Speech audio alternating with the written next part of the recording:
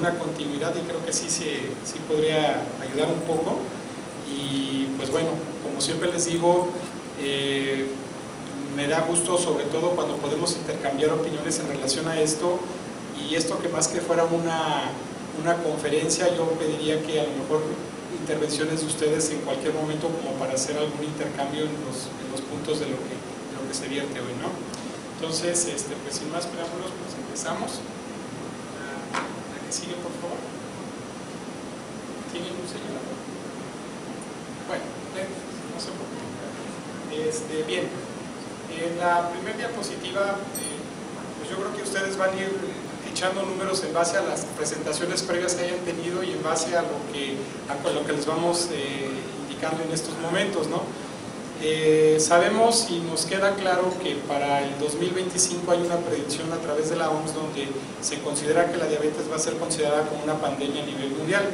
Se estima que prácticamente en el mundo va a haber alrededor de 150 a 300 millones de personas afectadas con diabetes.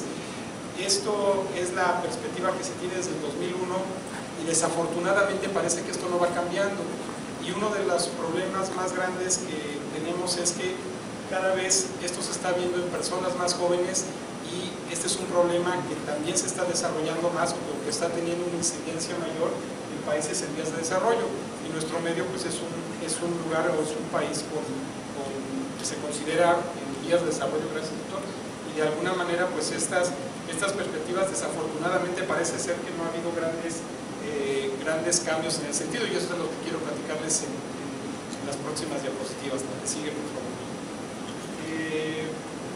Cifras más, cifras menos, creo que las más estables en este momento son las cifras de la ENSA 2006, donde prácticamente de los siguientes análisis que se han venido reportando de esta encuesta, se sabe que en estos momentos pues la mayoría de los pacientes están tratados con hipoglucemiantes orales o con antidiabéticos orales.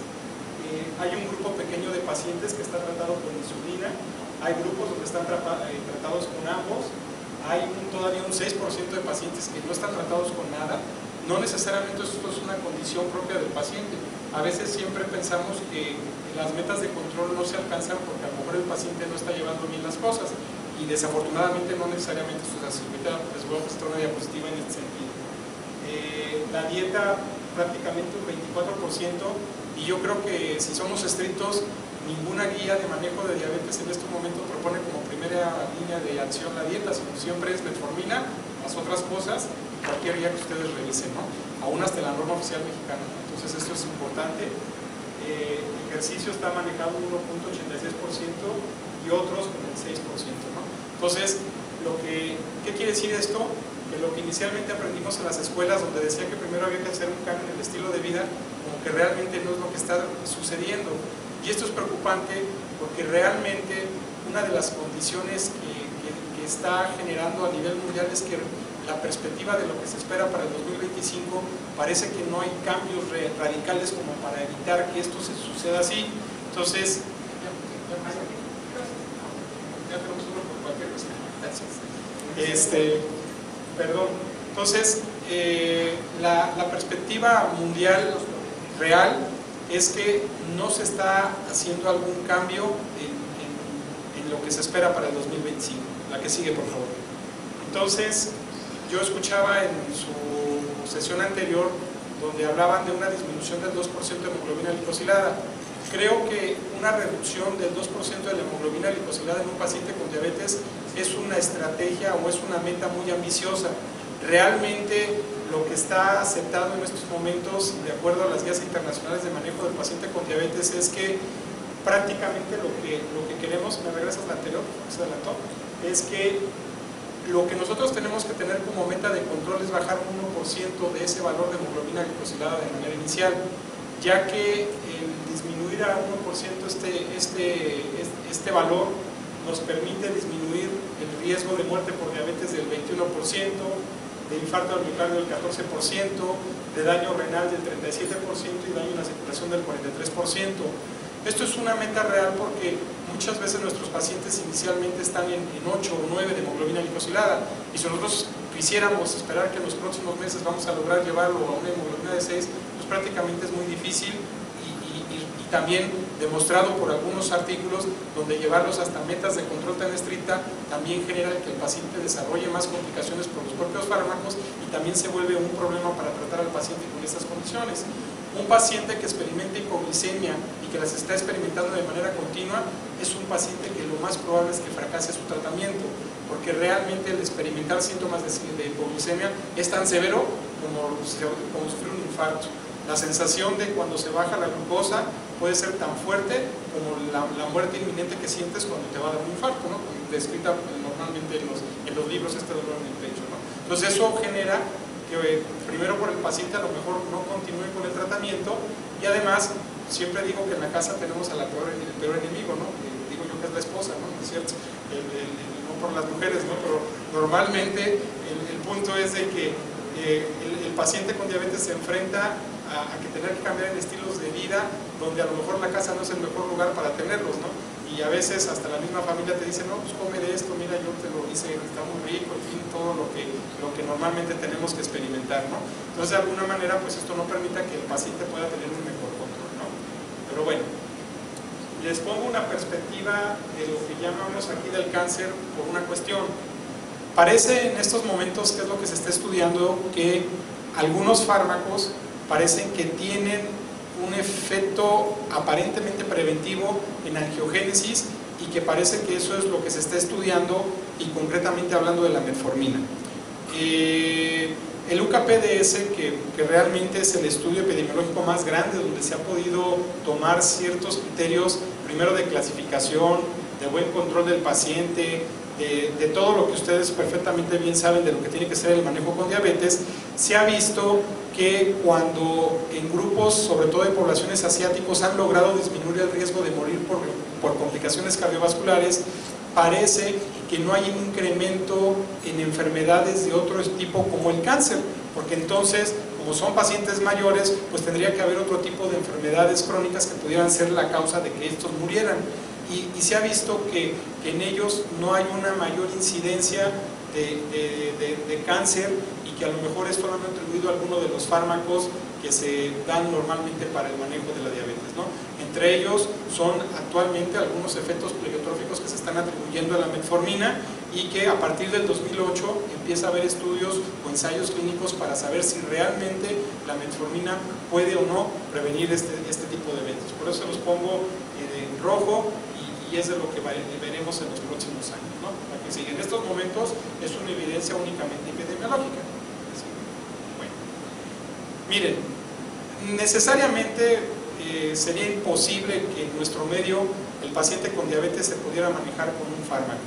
Realmente cuando nosotros revisamos artículos del manejo con el paciente con diabetes, si ustedes se fijan, los pacientes en promedio en los estudios internacionales andan manejando hemoglobinas glicosiladas entre 7,5 y 8, a lo mejor cuando mucho, y realmente cuando prueban fármacos normalmente manejan sobre esos criterios o sobre esos promedios de niveles de hemoglobina glicosilada. A lo mejor porque un promedio mayor de eso implicaría, de acuerdo a alguna guía, a lo mejor utilizar insulina o utilizar otro tipo de cosas que a lo mejor no es el fármaco que estás probando en ese momento, ¿no? Entonces, y que también creo que estamos de acuerdo que si siguiéramos alguna guía en particular, la de los endocrinólogos americanos, que clasifican el inicio de monoterapias o de terapias combinadas o de múltiples terapias de acuerdo a un valor de hemoglobina glicosilada. Entonces, de alguna manera, el punto real es que nosotros en nuestro medio no tenemos pacientes, como dice la literatura, en estos promedios. Realmente, le damos un clip, tenemos pacientes que están manejando hemoglobinas glicosiladas por acá. Entonces, de alguna manera, si tuviéramos un sistema de semaforización en base a la hemoglobina glicosilada, creo que andaríamos nosotros en amarillo y rojo de manera inicial, y que realmente sería muy difícil el que los pacientes pudieran ser manejados con un solo fármaco. Yo creo que el desarrollo de fármacos en la diabetes ha sido tanto porque es una necesidad real de tener que controlar de mejor manera al paciente, ¿no? Entonces, por eso es importante esta situación, ¿sí? La que sigue. Bueno, otro punto también importante, y es de lo que les decía hace un momento, es que también la propia ENSA 2006 dice que más del 90% de los pacientes con diabetes están descontrolados. De hecho, hablan de más del 50% de los pacientes encuestados que tenían hemoglobinas glicosiladas por arriba de 11, y por eso hablábamos de un sistema de semaforización donde prácticamente estaría en rojo todo esto, y que realmente, si somos estrictos, no estamos haciendo nada para evitar lo que nos espera como para el 2025, para disminuir el riesgo de complicaciones por esta enfermedad, ¿no?